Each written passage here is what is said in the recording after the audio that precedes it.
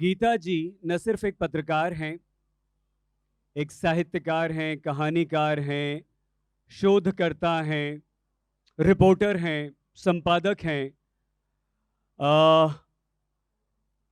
देश के बड़े बड़े समाचार पत्रों में उन्होंने काम किया, बड़ी बड़ी पत्रिकाओं में उन्होंने काम किया।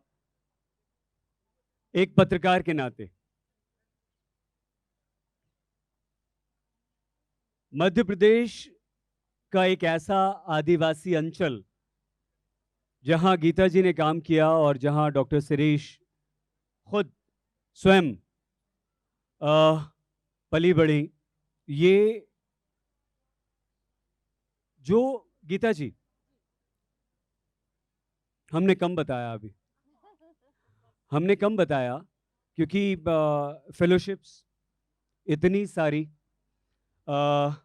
विदेश यात्रा, विदेश में जाकर बच्चों को कहानी लेखन सिखाना, बहुत व्यापक है आपका लेखन, बहुत व्यापक है आपकी दृष्टि, बहुत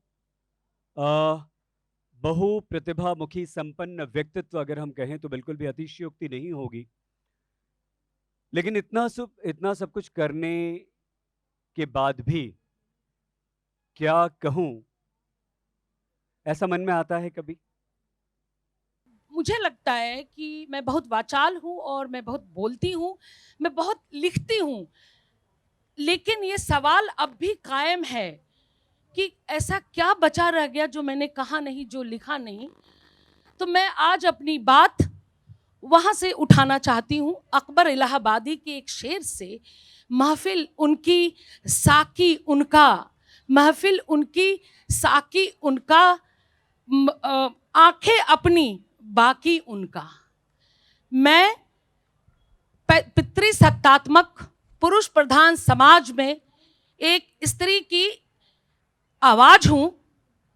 पूरे समुदाय की एक प्रतिनिधि के तौर पर मैं ये कहना चाहती हूं कि उनकी महफिल, उनके साकी और दुख हमारे 10वें हिस्से का भी अभी तक व्यक्त नहीं हो पाया है।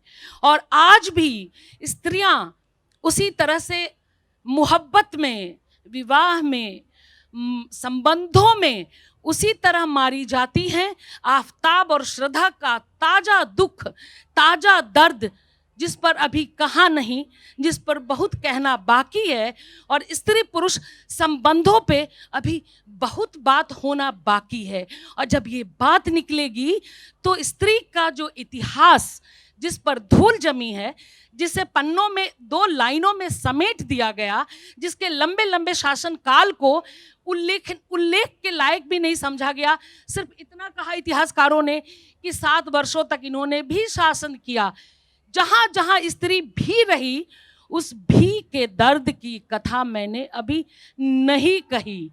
मुझे वह सब कहना है जो हमारी गुमनाम पुरखिनें थी, जो स्त्रियां थी, जिनका इतिहास दबा दिया गया, जिनके योगदान को दबा दिया गया।